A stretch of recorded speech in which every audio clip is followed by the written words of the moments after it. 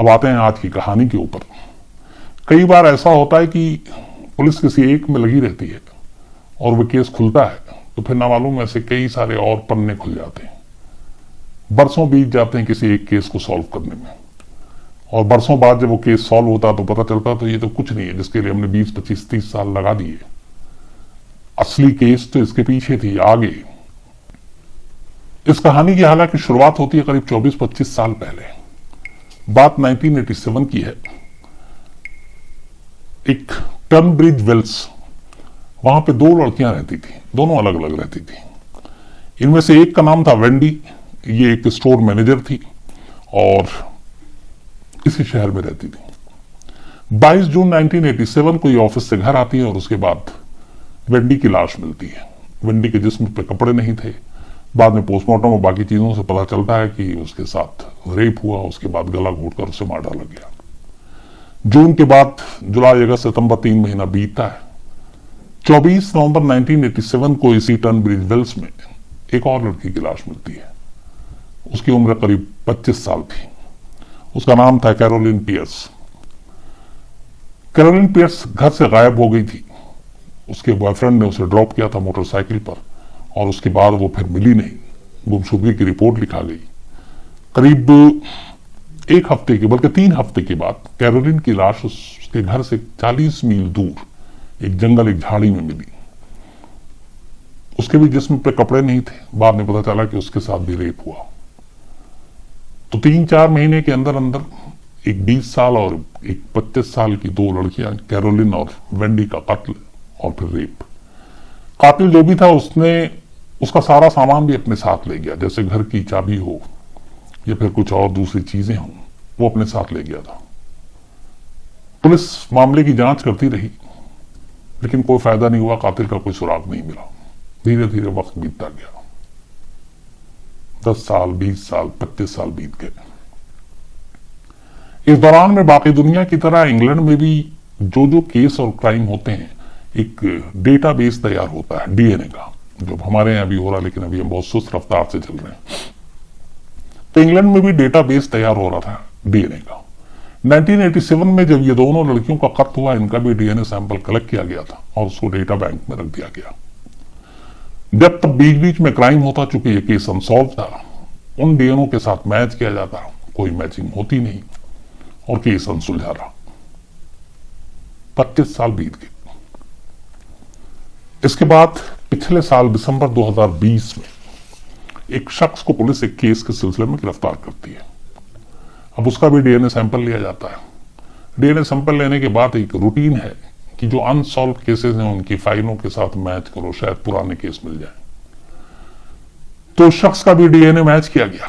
जब उस शख्स का डीएनए मैच किया गया तो सारे पुराने केसेस के साथ साथ वेंडी और कैरोलिन की जो सैंपल लिए गए थे डीएनए के, उनसे मैच किया गया।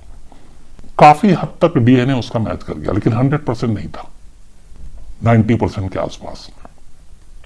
अब पुलिस को लगा कि हो सकता है ये कातिल है, लेकिन यह भी था कि श्योर कैसे हो, 100% तो मैच कर नहीं रहा।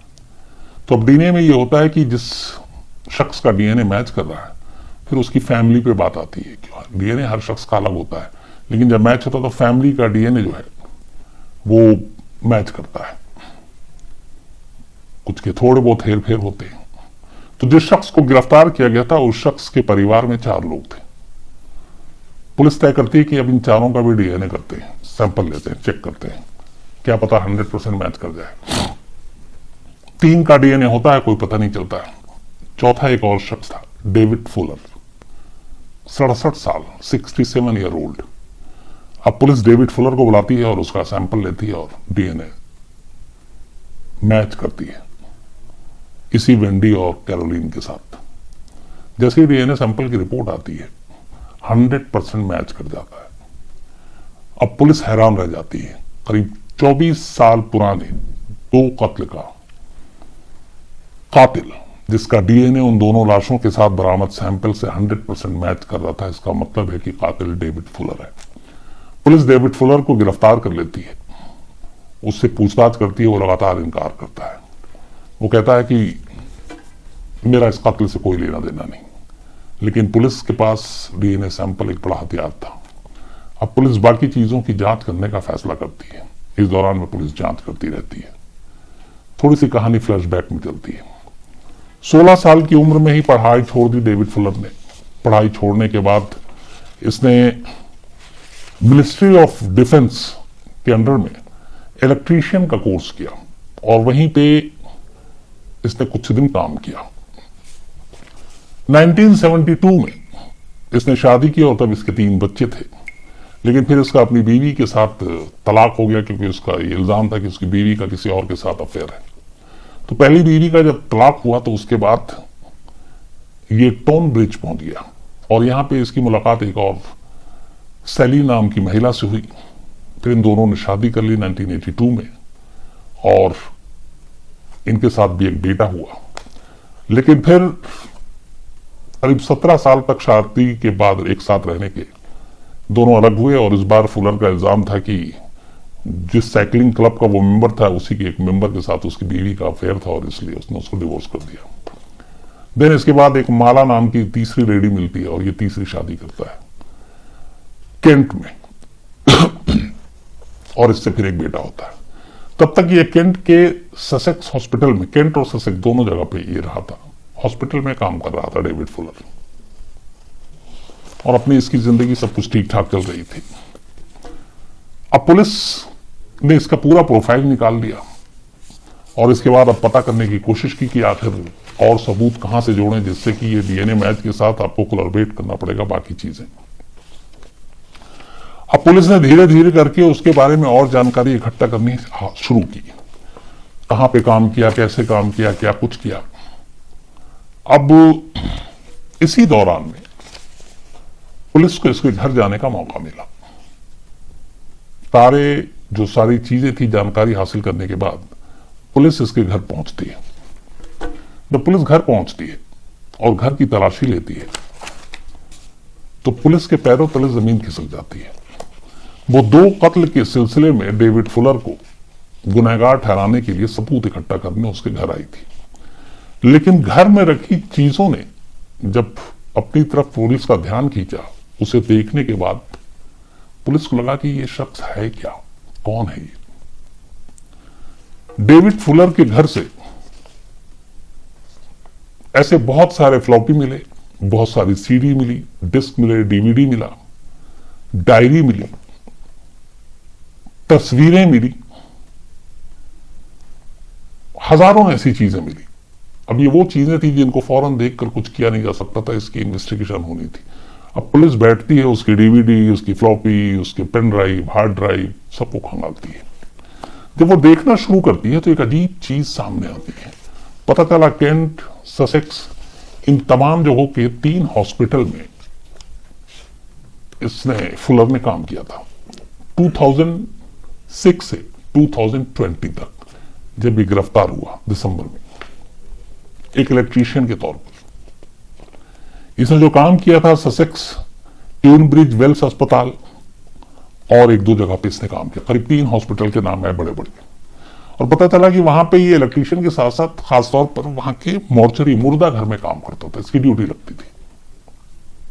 पुलिस ने जब सारे हार्ड ड्राइव और ये सारी चीजों से, घर से बरामद चीजों को देखा तो जो डायरी मिली उसमें 99 नाम थे और उन 99 के बारे में पूरा डेटा इसने तैयार कर रखा था। जो फ्लॉपी और हार्ड डिस्क को मिले उसमें तस्वीरें थी उन 99 मुर्दा लाशों की। कुछ तस्वीरें ऐसी थी जिनमें वो लाशों के साथ संबंध बना रहा है, मतलब लाशों की इज्जत लूट रहा है। आबरू, हालांकि लूटना क्या, क्योंकि मुर्दा है, उन्हें तो कोई विरोध भी नहीं कर सकते। जब सारी और छानबीन की गई, तस्वीरों को देखा गया, तो पता चला कि उन लाशों में से एक लाश की उम्र करीब 100 साल की थी, जो मौत हुई थी। उसने उस 100 साल की बुजुर्ग लेडी के साथ भी एक तरह से रेप किया मुर्दाघर के अंदर। और सबसे कम उम्र की जो रिकॉर्ड मिली वो 9 साल की बच्ची की थी जिसकी मौत हुई थी। तो 100 साल से लेकर 9 साल की उम्र के दरमियान के तमाम मुर्दे जो इन 3 अस्पतालों के मुर्दाघर में रखे गए थे, उनके साथ 2008 से लेकर 2020 यानी 12 सालों में डेविड फुलर ने रेप किया लाशों के साथ।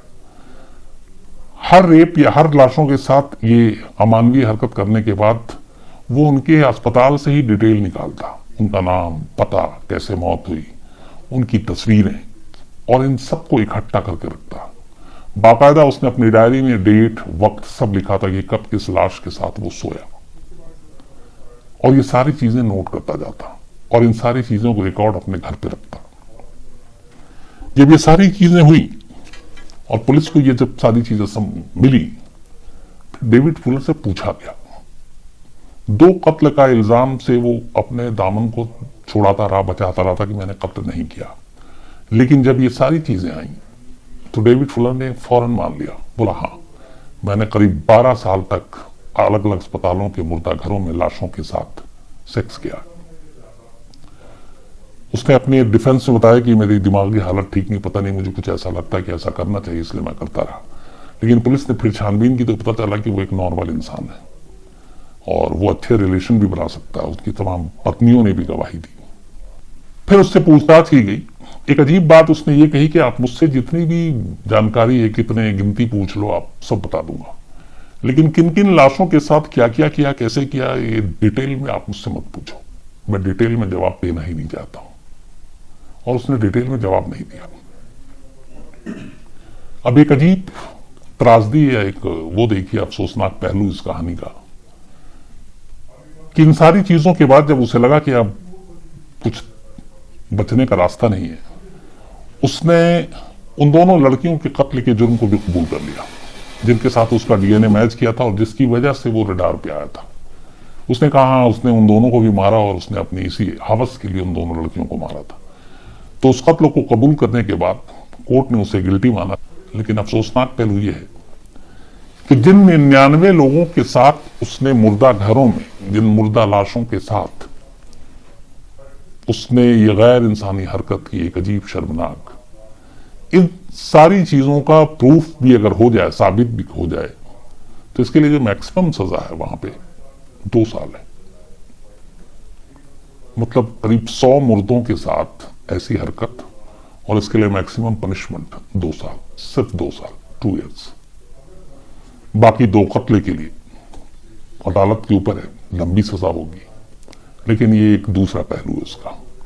हालांकि अभी भी ये पुलिस को डाउट है कि ये बात 99 की कर रहा है, लेकिन उसके घर से जो तस्वीरें मिली हजारों की तादाद में, अब उनमें कौन विक्टिम है कौन नहीं है, इसके बारे में पुलिस को इन्वेस्टिगेशन करना। तो हो सकता है ये तादाद 100 से भी ऊपर जाए। दूसरा इस कहानी का अफसोसनाक एक पहलू यह है कि जब से यह खबर ब्रिटेन की मीडिया में आई इस डेविड फुलर की, कि मुर्दा घर के मुर्दों के साथ 100 साल की लेडी से लेकर 9 साल की बच्ची के साथ जिसने हरकत की, इन 3 अस्पतालों के मुर्दा घरों में पिछले 12 सालों में जितनी लाशें लाई गई, उनके घर वाले बेचैन हैं सिर्फ ये सोचकर कि कहीं उनके अपनों के साथ, उनके अपनों की लाशों के साथ भी तो ये हरकत नहीं की उसने। और ये सोच सोच कर आप उनकी ज़हनी हालत का अंदाजा लगा सकते हैं, क्योंकि जीते जी तो पता नहीं इस दौर में सुकून मिले ना मिले, कम से कम मरने के बाद तो इंसान को सुकून से छोड़ देना चाहिए मरने के लिए। दोस्तों, अगर सच्चे क्राइम की अनकही कहानियां आपको रोमांचित करती हैं, तो अभी डार्क रियलिटी शोज को सब्सक्राइब कीजिए, क्योंकि असली जुर्म की अगली सच्चाई आप मिस नहीं करना चाहेंगे।